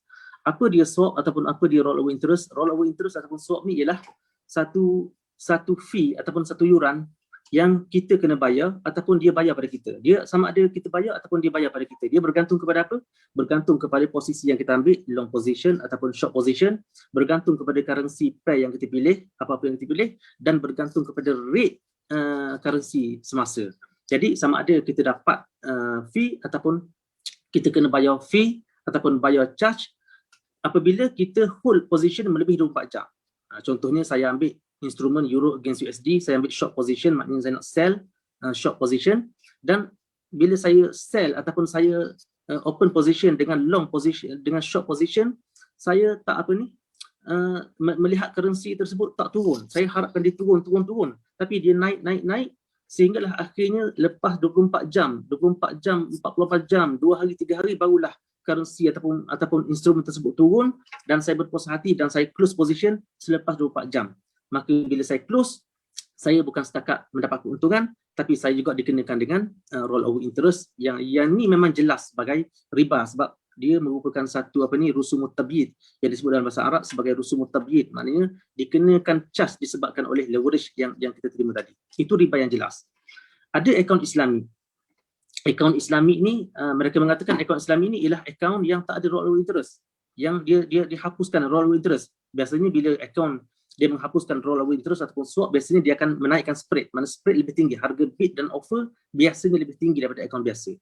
Baik, adakah bila kita trade ataupun kita masuk akaun Islami yang tak ada swap, tak ada rollover interest ini dianggap sebagai Islami, patuh syariah? Jawapannya tidak. Dia cuma terlepas satu masalah fiqh. Dia cuma terlepas satu isu, iaitu isu rollover interest. Dia terlepas satu isu swap yang jelas satu bentuk riba ataupun interest. Tapi akaun Islami ini, walaupun namanya sebagai Islami, rollover interest, fee interest, namanya Islami, tapi dia masih ada isu-isu lain, isu leverage yang sangat bermasalah, isu cross currency yang sangat bermasalah, isu tak ada qabak terhadap currency yang kita trading, yang kita beli. Segala masalah-masalah yang saya sebutkan tadi semuanya ada dalam Islam account. Yang tak ada satu sahaja, iaitu tidak ada rollover interest. Jadi kalau ada agamawan yang mengatakan kalau kita trade menggunakan platform yang Islami dibenarkan, ataupun kita trade dalam akaun yang bukan Islami tapi sebelum 24 jam kita close position supaya tak dikenakan charge, yang tu sebenarnya pandangan yang salah. Sebab isu syariah dalam forex bukan setakat pada rollover interest ataupun swap, isunya lebih besar daripada isu tersebut. Okey, baik. Jadi maksudnya tak ada cara lah untuk kita terlepas daripada sesuatu yang melanggar syariat dalam forex ni. Maksudnya kalau kita nak involve dalam online forex trading ni, automatik kita mesti akan terkena dengan isu qada, isu serahan mata wang. Yang kedua, isu apa tadi kita sebutkan berkenaan dengan leverage, dan yang ketiga dengan cross currency. Maksudnya kita tak akan terlepas daripada tiga-tiga perkara ni. Betul tak? Ya, Mungkin betul. kalau orang betul-betul nak invest dalam forex ni, dia boleh pergi counter dekat counter foreign exchange, dia beli US dollar, lepas tu lepas beberapa hari dia tengok harga dah naik, dia pergi jual balik. Macam tu boleh tak? Kalau dia nak invest dengan forex yang sebenar, dia kena belilah di bank pun. Bank pun ada jual mata wang asing, money changer pun ada jual, tapi keuntungan lambatlah sebab tak ada leverage. Kalau saya ada 1000 USD pun, saya nak invest dalam foreign currency dengan cara yang tradisional, memang dibenarkan. Saya pergi ke money changer, tukar kepada mana-mana currency saya nak, saya pegang, ataupun saya pergi ke bank buka account account foreign currency, boleh. Tapi sebab tak ada leverage, keuntungan dia tak sama dengan forex online. Sebab apa forex online ni banyaknya keuntungan? Sebab adanya leveraging 100 kali ganda, 500 kali ganda, 1000 kali ganda. Dan orang yang berdagang dengan forex online ni sama ada dia cepat kaya sebab leverage ataupun cepat rugi, total loss, margin call, bila mana dia tersilap ataupun dia tak kena dengan market ataupun direction yang dia nak. Jadi kalau nak trading, nak trading, carilah platform ataupun menggunakan cara yang tak melibatkan isu-isu qobat, leverage dan seumpamanya. Okey, baik. Jadi para penonton sekalian, tuan-tuan dan puan-puan, kalau ada apa-apa soalan boleh ajukan di ruangan komen. InsyaAllah kita akan sampaikan pada Ustaz kalau berkesempatan, insyaAllah. Cuma satu lagi, ada baru-baru ni kita tengok ada seorang ustaz dalam satu video dia sebutkan main online forex ni dia jadi haram bila kita main forex. Maksudnya kita main bedal je lah orang kata. Kita tak tahu apa-apa, kita tak buat analisis, kita main taram je. Kalau untung lah, kalau rugi lah. Tu baru jadi haram. Tapi kalau kita tahu buat tactical analytics, kita tahu tengok statistik sebagainya, yang tu tak ada masalah. Dia kata itu termasuk dalam ilmu pelaburan lah. Macam mana tu Ustaz? Ya, ada setengah mendakwa bahawa kita kena beza di antara main forex dengan trading forex. Dia lain. Mereka mengatakan lain. Trading forex ni lain, main forex ni lain. Apa maksud main forex? Main forex ni bila kita trading forex tanpa ilmu, tanpa pengetahuan, tanpa kajian, tanpa analisis teknikal, tanpa analisis fundamental, tanpa melihat market, tanpa segala kelengkapan. Bila kita trading forex tanpa ilmu, kita masuk gamble saja, yang tu yang dikatakan sebagai gambling, dan itulah yang dikatakan sebagai haram.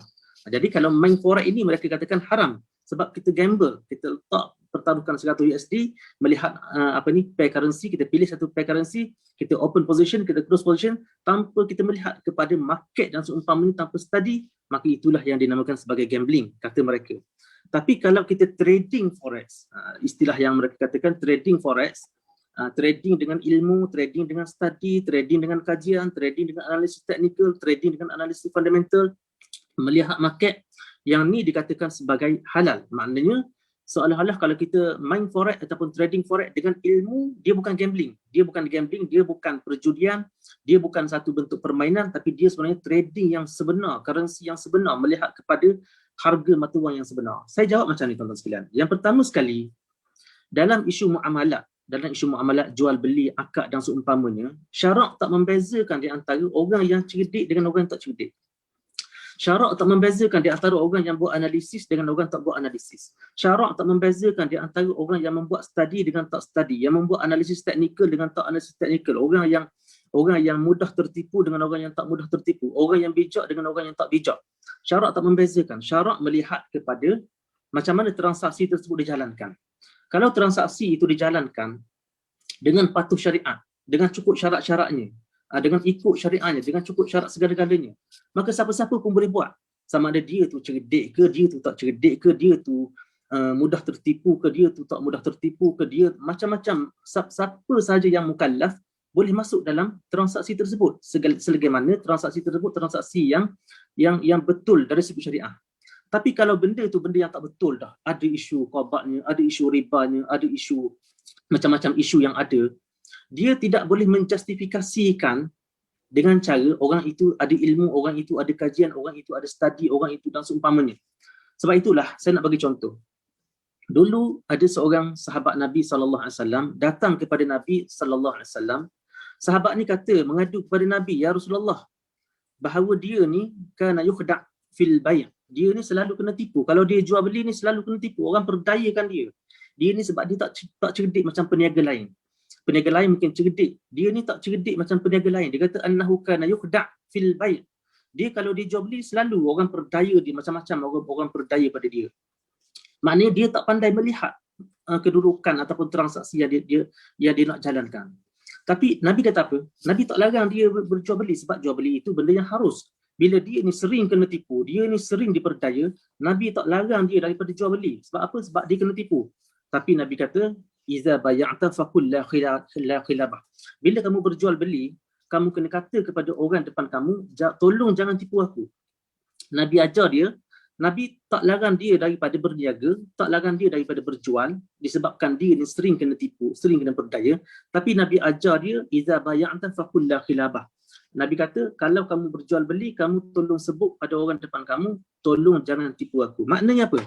Maknanya, bila satu akad itu akad yang sah, akad jual beli yang tak ada masalah, sama ada dia tu mudah kena tipu, dia tu seorang yang buat kajian dan seumpamanya, sama. Dia boleh buat benda tu dia anggap sebagai halal.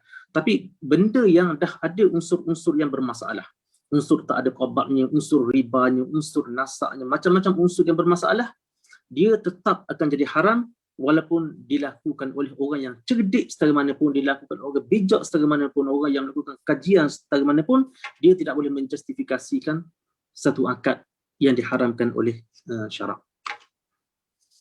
Okay, baik, jazakumullah khair Ustaz atas penjelasan yang panjang lebar hari ini berkaitan dengan forex. Buat sahabat-sahabat yang saya tengok dalam ruangan komen ada yang bertanya tentang Bitcoin. InsyaAllah kita akan ada satu sesi lagi, mungkin bulan Mac ni bersama Ustaz Luqman juga. Kita akan bincangkan secara panjang lebar berkenaan Bitcoin pula, insyaAllah. Okay, baik. Mungkin saya boleh open soalan-soalan daripada sahabat-sahabat kita di ruangan komen. Okey, daripada Puan Tasnim Razak. Assalamualaikum Ustaz. Kalau trader yang trade currency against nilai emas macam mana? Okey, saya bercakap dalam konteks trading trading menggunakan platform forex. Bila kita trading dalam platform forex ni, dia bukan setakat ada currency pair sahaja. Dia selain daripada currency yang dipilih, dia ada juga menawarkan komoditi, dikatakan sebagai komoditi. Bila kita buka bahagian komoditi, dia ada kat sana ada gold, ada perak, ada oil dan seumpamanya, dan ada harga-harganya. Jadi kalau kita menggunakan, kita trading sama ada trading currency ataupun kita trading komoditi yang menggunakan platform forex, dia sama sahaja, dia akan berlaku juga isu leverage. Maknanya bila kita nak beli satu kadar gold menggunakan platform forex, dia akan ada leverage. Maknanya saya deposit $100, saya akan dapat $10,000. Dengan $10,000, seolah-olah $10,000, saya akan membeli gold yang ditawarkan dalam platform forex, dan gold tersebut sama. Gold tersebut, bila saya beli gold tersebut, emas tersebut tidak dikreditkan dalam mana-mana akaun saya. Harga gold itu akan floating sehingga saya rasa harga, saya berpuas hati dengan harga tersebut, saya close position. Maknanya gold itu, kalau saya nak claim gold, nak redeem supaya dihantar gold pada saya kat sini, tak boleh. Platform tak akan bagi kepada kita gold. Gold itu floating, harga gold floating, sehinggalah saya close position. Saya seolah jual balik berapa gram gold against USD yang saya beli tadi. Maknanya isu pembelian gold menggunakan mata wang, menggunakan platform forex, dia sama dengan hukum kita berdagang forex menggunakan platform forex. Jadi isu-isunya isu yang sama, cuma bezanya mata wang saja. Mata wang dengan mata wang, yang ni mata wang dengan komoditi. Isu-isu yang ada, isu leverage yang tak ada kobat, semuanya sama. Okey, baik. Saya harap terjawablah soalan tu ya. Okey, baik. Seterusnya kita ada soalan daripada Ustaz Uzaifah Hadis. Adakah bank-bank Islam membuat transaksi forex secara on the spot juga, sedangkan sedia maklum transaksi mereka berjumlah nilai yang besar? Mohon komen Ustaz. Okay. Yang pertama, forex yang dijalankan oleh bank-bank Islam, yang pertama sekali forex ini forex yang tak melibatkan leverage. Yang pertama sekali yang membezakan dengan forex online ini, yang pertama sekali forex tak melibatkan leverage. Bila satu bank Islam dia nak trading forex ataupun dia nak membeli satu currency lain, dia ada akaun nostro di negara lain, dia memang dia akan membeli akaun mata wang yang sebenar. Maknanya mata wang tersebut masuk dalam, sebab itulah bank-bank Islam ataupun termasuklah bank konvensional pun dan bank-bank Islam. Bila contohnya bank Islam ni nak beli satu currency yen, dia kena buka akaun nostro di negara Jepun. Mesti ada akaun nostro, akaun dalam bentuk yen.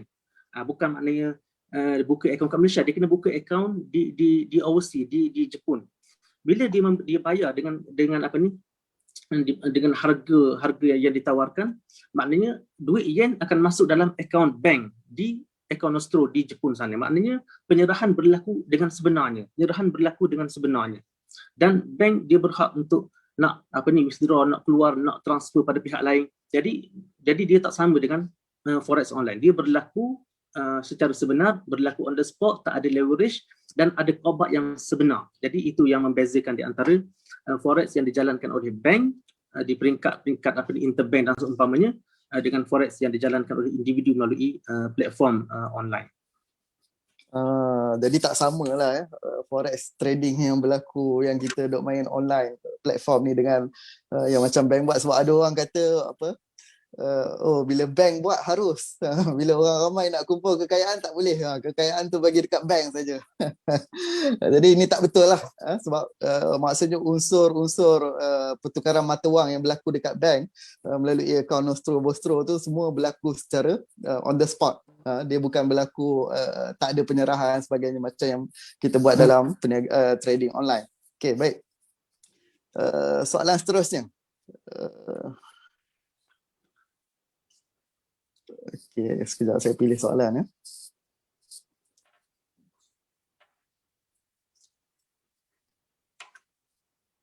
Ada ke platform forex online yang halal 100%? Okey. Ada ke platform forex yang halal 100%? Sewaktu saya bertugas di ISRA dulu, tahun 2012, saya cuba membuat satu kertas kerja yang bertajuk parameter perdagangan forex online melalui platform elektronik. Saya cuba nak buat apa? Saya cuba nak buat satu garis panduan, satu tim lah buat. Maknanya saya cuba nak buat satu garis panduan macam mana satu trading forex kalau kita nak katakan sebagai platform yang patuh syariah.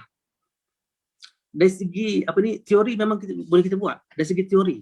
Tapi dari segi praktikal, benda ini benda yang tak mungkin dijalankan. Sebab apa? Sebab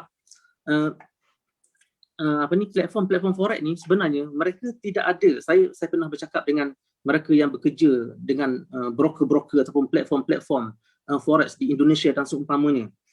Sebenarnya platform forex ni mereka tidak ada currency yang banyak. Mereka tidak ada, walaupun dalam broker forex ataupun platform forex ditawarkan macam-macam, Australia dollar, yen, euro, USD dan seumpamanya. Tapi yang menjadi aset dalam platform itu sebenarnya USD sahaja.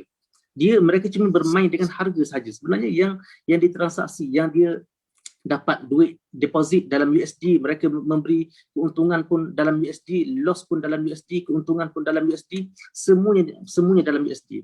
Jadi bila kita meletakkan syarat-syarat untuk platform forex, yang pertama sekali ialah syarat dia mestilah tak ada leverage. Dia mesti leverage 1:1. Kalau ada leverage, dia bermasalah. Kalau mana-mana broker yang nak apply syarat tak ada leverage, tak akan ada. Tak akan ada trader yang akan masuk platform forex yang leverage-nya 1:1. Yang kalau kita letak syarat tak ada leverage ataupun leverage mestilah nisbah 1:1. Tak akan ada, sebab tak akan menguntungkan trader dan tak akan menguntungkan broker melalui trader-trader yang akan loss melalui trading forex. Syarat yang pertama. Syarat yang kedua, kalau kita meletakkan syarat yang kedua, base currency yang dibeli oleh trader mesti ada penyerahan yang sebenar, mesti dikreditkan dalam akaun. Contohnya saya beli euro against USD 1.500, maknanya kita meletakkan syarat kalau kita beli instrumen euro against USD, kita mesti memberi kebenaran kepada trader untuk redeem dalam bentuk euro. Yang ni pun tak mungkin akan berlaku. Yang ni pun tak mungkin. Kalau ada satu platform yang boleh transfer dan currency-currency yang didagangkan, yang itu mungkin boleh dianggap sebagai patuh syariah. Kalau tak ada leverage, tak ada dia membenarkan untuk penerimaan ataupun membenarkan untuk diserahkan currency yang kita beli kepada trader sehingga trader mampu untuk memiliki dengan pemilikan yang sebenarnya. Yang tu mungkin syarat yang mesti diletakkan dalam platform forex. Itu antara syarat-syarat yang utamalah kalau satu platform forex nak dianggap patuh syariah, syaratnya mestilah leverage 1:1. Yang kedua isu yang paling penting sekali. Isu yang paling penting mestilah boleh diserahkan base currency yang kita beli. Base currency euro against USD, euro tu mesti boleh diserahkan kepada trader. Yang itulah antara syarat utama kalau kita nak cari satu platform forex yang boleh dianggap sebagai kena dengan syariah. Okay, jadi berbalik sama macam isu bank tadi lah. Maksudnya kalau kita individu nak buat pelaburan forex ni pun, kita kena buka account. Mungkin kita kena buka account bank di beberapa negara. Lepas tu kita transfer account daripada duit ringgit ke USD, daripada USD ke yen dan sebagainya. Okay, baik. Jadi soalan seterusnya daripada Puan Azrin Razman. Boleh Ustaz terangkan perbezaan trading forex dengan trading saham? Trading forex dengan trading saham ni, beza yang paling besar sekali ialah trading saham ni bila kita beli saham, kita ada akaun saham. Bila kita beli saham, kita diberikan pemilikan. Pemilikan saham tu memang diberi milik kepada kita. Kalau syarikat tu winding up dan seumpamanya, mana kita ada hak pada saham-saham yang kita beli. Maknanya kita beli walaupun ada open position, ada close position, maknanya kita ada buy dan kita boleh sell balik saham walaupun ada macam tu, tapi dia tak terikat di antara pembelian saham dan penjualan saham. Kita boleh beli saham dan tak diakhiri dengan close position pun macam forex. Maknanya saham tu akan jadi milik kita. Kita akan diberikan statement semua mana saham tu hak milik kita. Kalau winding up dan seumpamanya, kita ada hak dalam saham-saham tersebut. Itu perbezaan yang pertama. Perbezaan yang keduanya mungkin dalam isu leverage. Dalam saham ni mungkin dia tak, walaupun ada setengah-setengah tu memberikan leverage, tapi dia taklah sebesar isu forex yang memberi leverage sehingga 1000 kali ganda. Satu leveraging yang agak melampau, yang memberi keuntungan yang melampau, yang memberikan kerugian yang melampau. Jadi saham ni sebab kita trade satu aset yang sebenar. Kita bukan trade satu benda yang atas angin. Kalau macam forex ni kita trade atas angin. Kita beli USD dan kita beli euro dan saham kita jual balik euro. Kita tak ada pegangan yang sebenarnya terhadap currency yang kita beli. Itu antara perbezaan di antara trading forex dengan trading saham. Okay, baik. Jadi ini menjawab soalan beberapa sahabat kita di ruangan komen. Ada beberapa orang juga yang bertanyakan tentang saham ni. Okay, baik. Soalan seterusnya daripada saudara Wan Ashraf. Ustaz, nature of business between forex trading, ni dah sama dah dengan soalan tadi. Okay, soalan daripada saudara Khairul mengenai leverage. Adakah tool ini sama dengan margin FCPO? Margin dengan leverage ni benda samalah. Margin dengan leverage ni benda sama. Mana kita ada panggil margin, kita trade on margin, mana kita trade on leverage. Mana kalau kita menggunakan margin dalam CPO pun dia sama. Maknanya dia ada unsur kalau kita melihat kepada taqi fikhi, dia sebenarnya ada unsur qard sebenarnya, ada unsur qard. Jadi juga ada isu-isu yang berkait dengan baik wasalah yang saya sebutkan tadi dalam isu forex tadi. Okay, baik. Soalan seterusnya daripada Puan Azlin. Bagaimana dengan private mandate forex yang diuruskan oleh fund manager dan dipantau oleh penasihat syariah? Uh, Okey. Kalaulah private mandate itu dia trading forex menggunakan platform yang saya sebutkan tadi, mana platform dengan ada isu-isu kobatnya, dengan ada isu-isu leverage-nya, dengan ada isu maknanya mereka yang diamanahkan untuk buat trading, untuk invest ni, mereka menggunakan platform forex. Seperti yang kita bincangkan, maka dia akan bermasalah jugalah, dia akan bermasalah. Sama dengan kalau kita invest dalam unit trust. Unit trust tu macam-macam. Dalam unit trust tu mungkin dalam saham, mungkin dalam bond, mungkin dalam suku, mungkin dalam forex. Jadi satu unit trust tu kalau ada unsur-unsur yang melibatkan haram, dia akan jadi haram lah unit trust tersebut. Sama dengan private mandate tadi. Kalau dia invest dalam forex yang berdasarkan kepada leveraging, berdasarkan kepada platform yang ada dalam online, maka dia akan menjadi bermasalah lah. Wallahu a'lam. Okey, baik. Jadi soalan seterusnya daripada saudara Irwan Ayub. Assalamualaikum Ustaz. Adakah dibenarkan kita beli mata wang asing secara fizikal di kaunter money changer mengikut syarat dibenarkan? Namun tujuan kita beli itu adalah untuk trading lah, untuk dapatkan keuntungan atas turun naik mata wang tersebut. Bila masa harga jatuh, tunggu naik baru jual balik ke money changer. Bukankah ini dinamakan ihtikar? Okay, baik. Kita jual beli mata wang asing, berniaga mata wang asing. Berniaga mata wang asing bukan tujuan untuk kegunaan. Biasanya kita beli mata wang asing ni untuk kegunaan. Kita beli rial untuk digunakan di Mekah. Kita beli USD nak guna di negara-negara yang menggunakan USD. Tapi kita beli mata wang asing dengan tujuan untuk invest, tujuan untuk mengharapkan dia naik. Tapi bila harga dia dah naik, kita jual. Mana nak mendapatkan keuntungan. Ada setengah-setengah ulama lah, ada setengah ulama, setengah di kalangan pengkaji mengatakan yang ni tak dibenarkan. Sebab apa? Sebab mata wang ini satu benda yang dijadikan sebagai athman, benda yang dijadikan sebagai pengukur nilai. Jadi kalau kita trading ataupun kita invest dalam mata wang, mungkin dia akan membawa kepada kenaikan harga, spekulasi dan seumpamanya, sebahagian. Tapi pandangan yang sebenarnya, trading mata wang, nak mendapat keuntungan daripada mata wang sebenarnya dibolehkan. Sebab apa? Sebab hadis Nabi SAW, hadis yang saya sebutkan awal tadi, az-zahab bil-zahab wal fiddah bil-fiddah wal bur bil-bur wa sya'ir bil-sya'ir, semua tu Nabi sebut di belakang, fa idza ikhtalafat hadhihi al-asnaf fabi'u kaifa syi'tum idza kana yadan biyadin. Kalaulah berlaku perbezaan di antara jenisnya, maknanya antara emas dan perak ataupun perak dengan emas, bukan antara emas dengan emas. Nabi kata fabi'u kaifa syi'tum, maka berjual belilah sebagaimana yang kamu suka, maknanya kamu bebas selagi mana berlaku. Nabi sebut di belakang taqabud idza kana yadan biyadin, selagi mana akad sarf itu berlaku dengan syarat yang sebenar, dengan syarat berlaku pertukaran, berlaku dengan qabad. Nabi kata fabi'u kaifa syi'tum, maka berjual belilah bagaimana yang kamu suka, dengan syarat mestilah berlaku qabad. Jadi walaupun tujuan kita nak keuntungan daripada kenaikan harga, appreciate harga ataupun seumpamanya, tapi dia tidak menjejaskan maksud asal daripada pembelian. Kita beli mungkin nak dapat untung, kita beli mungkin ada hajat lain. Jadi tidak ada satu nas yang melarang daripada kita berniaga ataupun kita invest dalam mata wang, kecuali sampai tahap memudaratkan.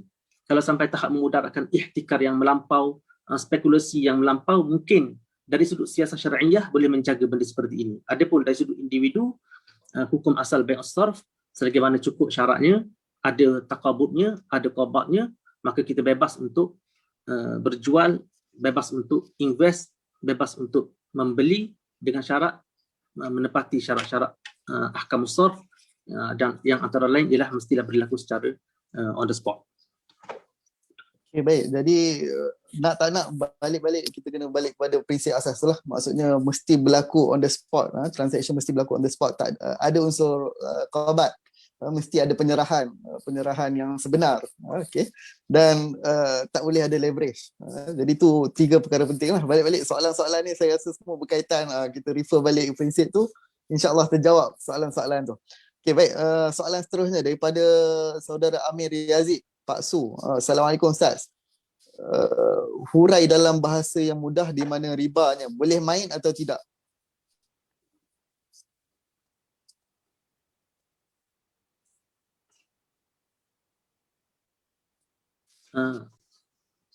Soalan macam mana Tuan? Dia kata hurai dalam bahasa yang mudah di mana ribanya. Boleh main atau tidak forex? Okey, bila saya sebut forex, maknanya pertukaran mata wang asing dengan mata wang asing. Mata wang dengan mata wang. Nabi SAW menyebut al-zahabu bil wariqi riba illa ha wa ha. Pertukaran di antara emas dengan perak akan berlaku riba kecuali berlaku qabat, berlaku taqabud, berlaku penyerahan antara satu sama lain dalam masa serentak. Jadi forex ini berlaku riba. Riba ini bukan semestinya tambahan saja. Kita jangan ingat riba ni, kita bagi pinjam, orang bayar lebih, yang tu saja riba. Bukan riba, bukan itu saja riba.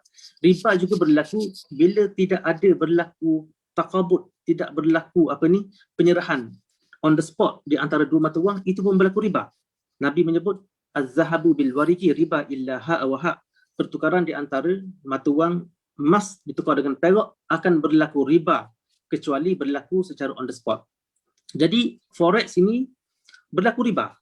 Forex online ni berlaku riba. Sebab apa? Sebab tidak ada penyerahan on the spot di antara mata wang yang kita beli dengan mata wang yang kita jual.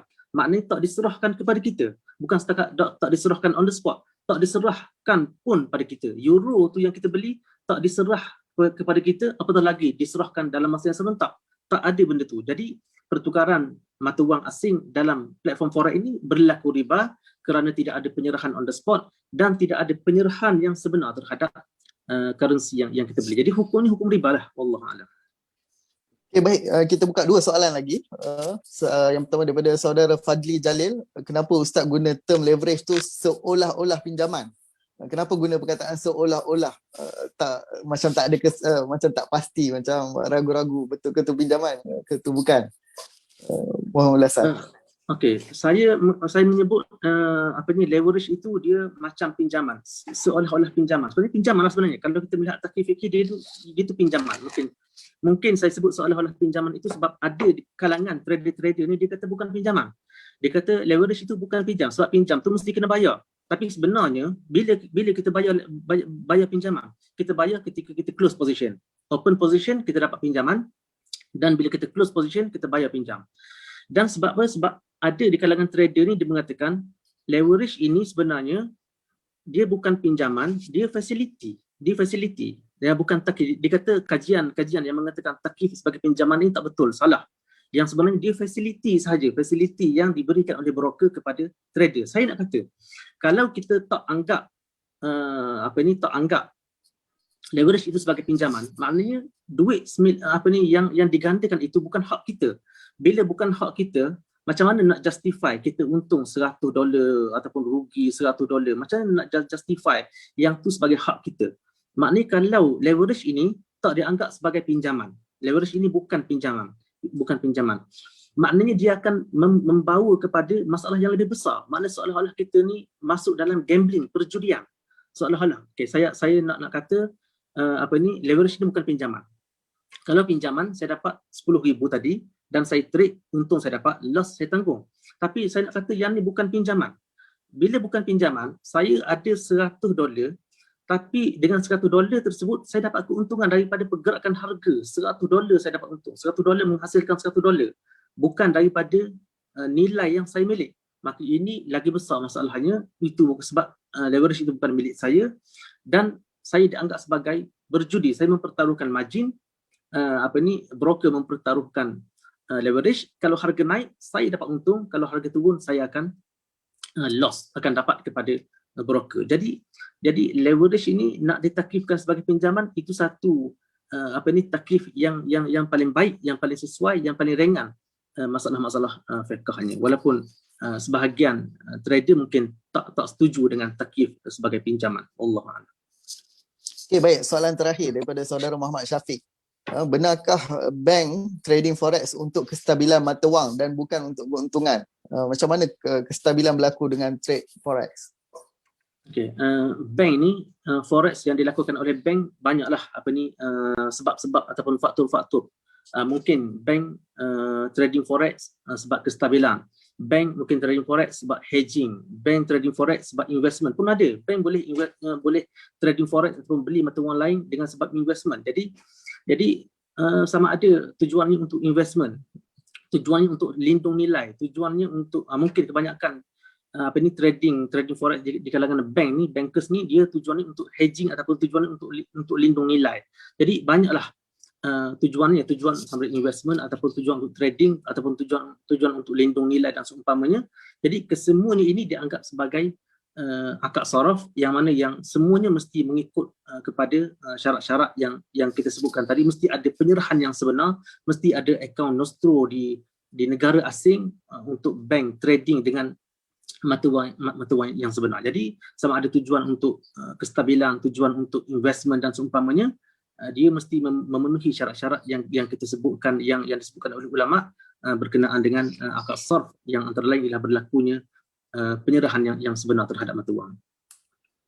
Okay, baik, Alhamdulillah. Jadi menjawab soalan-soalan daripada penonton kita pada hari ini, dan Alhamdulillah ni satu perbincangan yang baik, satu perbincangan ilmiah yang penuh dengan hujah dan dalil. InsyaAllah kita akan sambung lagi perbincangan-perbincangan seperti ini pada masa-masa akan datang di Akademi Sunnah. InsyaAllah sesi yang seterusnya bersama dengan Ustaz Luqmanul Hakim, lebih kurang 2 minggu lagi Ustaz. InsyaAllah kita akan bincang berkenaan dengan Bitcoin ataupun cryptocurrency, currency virtual. 2 minggu lagi insyaAllah, awal Mac nanti kita akan umumkan. Sebelum tu mungkin untuk kesimpulan, mungkin Ustaz boleh buat kesimpulan 2 minit daripada perbincangan kita malam ni. Kenapa kita katakan forex itu haram, atas sebab apa, dan apa nasihat Ustaz kepada sahabat-sahabat yang mungkin dah terjebak ke dalam forex ni. Adakah mereka kena sedekahkan duit tu atau wakafkan sebagainya? Silakan Ustaz. Baik, tuan-tuan penonton sekalian, sebagaimana yang kita maklum, forex yang dijalankan secara online ini ada banyak masalah dan difatwakan oleh banyak ulama, difatwakan oleh kalau kita baca satu artikel yang ditulis oleh Dr. Sufyan, Dr. Sufyan menyenaraikan list banyak fatwa-fatwa para ulama, kajian-kajian yang dibuat oleh para ulama, berbelas-belas kajian yang dibuat oleh ulama, yang dibuat oleh cendekiawan, oleh para sarjana, oleh para researcher berkenaan dengan online forex. Jadi kesemuanya mengarah kepada forex online yang dijalankan melalui platform elektronik ini satu benda yang bermasalah. Dan telah ada pun fatwa kebangsaan di peringkat negara kita, fatwa-fatwa di luar negara yang mengharamkan forex. Jadi dalam isu forex ni kadang-kadang kita kena melihat juga kepada benda-benda yang seperti ini. Maknanya kita mesti jaga selain daripada benda yang haram, makan benda yang haram, makan benda yang haram, kadang-kadang kita kena jaga juga harta yang masuk dalam akaun kita, harta yang masuk dalam aset kita. Nak pastikan harta itu mestilah harta yang bersih, harta yang patuh syariah, harta yang tak dicemari dengan benda-benda yang berkait dengan riba. Jadi bagi mereka yang pernah terjebak dalam forex, yang mungkin ada keuntungan yang diperoleh melalui forex, kalau sekiranya dah tahu benda ni, benda yang bermasalah, benda yang haram, maka saya nasihatkan supaya kita berhenti daripadanya, dan mungkin keuntungan itu boleh kita salurkanlah kepada mana-mana charity body ataupun mana-mana tempat untuk membersihkan keuntungan-keuntungan yang dianggap sebagai keuntungan yang tak patuh syariah. Mudah-mudahan Allah memberkati kita semua dan menyelamatkan kita semua daripada perkara-perkara yang diharamkan oleh syarak. Jazakallahu khairan. Terima kasih banyak Ustaz Luqmanul Hakim kerana bersama dengan kita di Akademi Sunnah pada hari ini. InsyaAllah buat tuan-tuan dan puan-puan yang kali pertama melihat channel Akademi Sunnah kita menganjurkan banyak kuliah-kuliah pengajian secara kitab, secara harian, dan kita juga ada anjurkan forum secara 2 kali sebulan, dan InsyaAllah esok malam juga kita akan adakan satu lagi sesi forum yang sangat penting berkenaan dengan isu semasa juga, iaitu berkenaan dengan vaksin COVID yang baru sahaja tiba beberapa hari lepas, dan apakah tanggungjawab kita sebagai rakyat adakah kita perlu mengambil vaksin tersebut ataupun kita perlu menolak atas dasar-dasar konspirasi sebagainya. Esok kita akan bincang bersama Dr. Anwar dan Ustaz Fatul Bari bersama dengan Akademi Sunnah, insyaAllah, pada waktu yang sama jam 9 malam di channel Facebook Akademi Sunnah. Jadi tuan-tuan dan puan-puan, terima kasih kerana bersama Akademi Sunnah pada hari ini. Kita akhirkan majlis dengan tasbih kafarah. Subhanakallahumma bihamdik, asyhadu an la ilaha illa anta, astaghfiruka wa atubu ilaik. Assalamualaikum.